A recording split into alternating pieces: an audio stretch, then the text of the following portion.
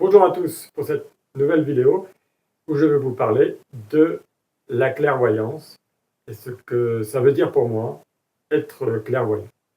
Alors, on va enlever tout de suite le mystère de quelque chose de magique, d'un don supranaturel. Non, c'est pas ça. Pour moi, la clairvoyance, c'est la capacité de mettre des mots sur des ressentis. Quand on rentre dans une pièce, où il y a déjà des personnes qui sont là, il y a toujours une ambiance. Et on peut ressentir cette ambiance, et tout le monde est capable de sentir une ambiance quand il y a des gens dans une pièce. Ça dépend des gens qui sont là, et ça dépend des interactions qu'il y a entre ces personnes dans la pièce.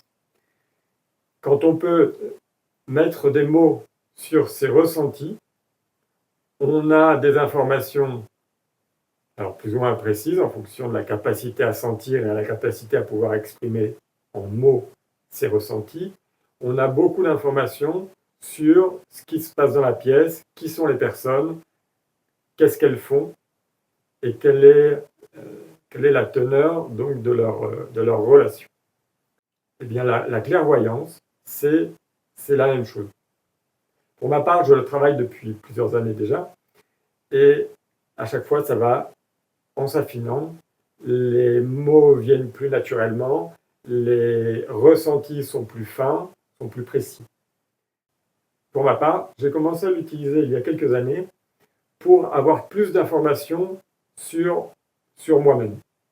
C'est-à-dire, c'est un outil que tout le monde peut utiliser et qui, quand on voit quelqu'un, n'importe qui, on a une impression sur elle et donc on la qualifie en un mot, un adjectif. Et ce que l'on a identifié de cette personne, c'est à la fois de cette personne, mais c'est aussi à nous. Si on commence à faire ça avec beaucoup de personnes, on a énormément d'informations sur nous-mêmes. Il y a des informations que l'on connaît déjà, qui sont conscientes, et il y a énormément d'informations qui sont inconscientes. Ce que l'on voit de l'autre est commun des deux. Donc on a de cette manière-là une montagne d'informations pour pouvoir se connaître soi-même. Alors c'est un exercice qui nous met en difficulté, très souvent. Qui se reconnaître dans tous les problèmes que l'on voit des autres, c'est pas du tout évident et il faut du temps pour accepter de voir, de se reconnaître dans l'autre. Mais pour moi, c'est une part fondamentale pour pouvoir développer ce don de clairvoyance. Si on n'est pas capable de se reconnaître dans l'autre, dans ce que l'on n'apprécie pas de l'autre, dans ce que l'on trouve moche, dégoûtant, horrible, le vrai travail de développement personnel, je n'aime pas du tout ce mot-là, je l'utilise dans son idée de base qui est d'essayer pour moi de se connaître soi, de se connaître mieux, de se connaître davantage. Et pas pour être une bonne personne, pas pour être meilleur, mais juste pour se connaître davantage. Alors quand on se reconnaît davantage dans tous nos travers, dans tous nos torts, dans tout ce qu'on cache à tout le monde et à soi-même et aussi à nous-mêmes, eh bien, il y a on gagne beaucoup en paix intérieure. C'est-à-dire si je me vois moche, si je me vois radin, raciste, macho, si je peux me reconnaître dans chacun de ces stéréotypes, je retrouve la liberté d'accepter de l'être ou d'accepter de ne pas l'être. Mais j'ai le choix, j'ai la possibilité de le faire. Si je vois ça comme quelque chose d'horrible d'être radin, je ne m'autorise pas à l'être, et donc, comme ça fait partie de moi, je vais l'exprimer d'une forme ou d'une autre, que je le contrôle ou que je ne le contrôle pas. D'autres personnes vont voir ça chez moi. La seule manière de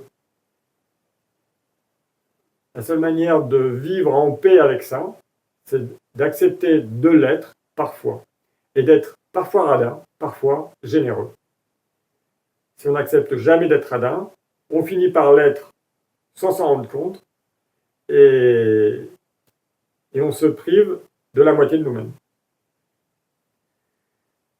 Alors j'ai pris l'exemple de radin, mais ça marche avec tout ce qui peut nous définir.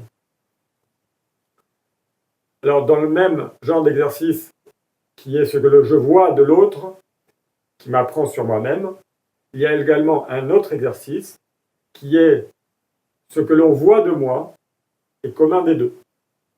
Si quelqu'un me dit que je suis radin, pour reprendre cet exemple-là, il voit le radin chez moi, que moi, peut-être je ne vois pas. Donc c'est une information, au lieu de me défendre et de batailler et de lui démontrer par A plus B que je ne suis pas radin, eh bien, je peux dire, ah, toi tu vois ça chez moi, ok, donc c'est peut-être que moi je le suis. Mais ça veut dire aussi que toi tu l'es. Alors, on n'est pas obligé de lui dire, c'est pas le problème. L'important c'est de savoir nous qui l'on est.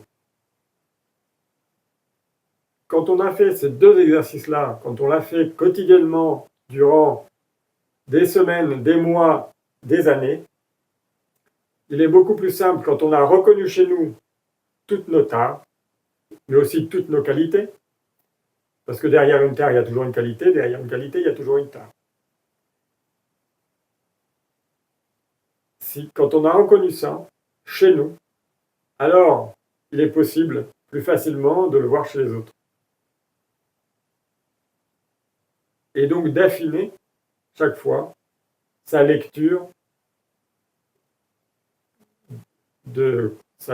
comme clairvoyant des autres. Voilà, je voulais un peu démystifier ce que peut être la clairvoyance. Ce n'est absolument pas un don qui est tombé du ciel, ni quelque chose de magique. C'est vraiment quelque chose qui se travaille au quotidien et qui s'affine avec le temps. C'est un outil évidemment très intéressant dans les séances individuelles que je propose pour connaître davantage la personne qui est en face de moi et de pouvoir la guider, de pouvoir l'accompagner dans sa démarche de se connaître davantage. Voilà, j'espère que cette vidéo vous a plu. Vous pouvez bien évidemment laisser des commentaires en dessous de cette vidéo, je serai très heureux d'y répondre et je vous dis à la prochaine fois.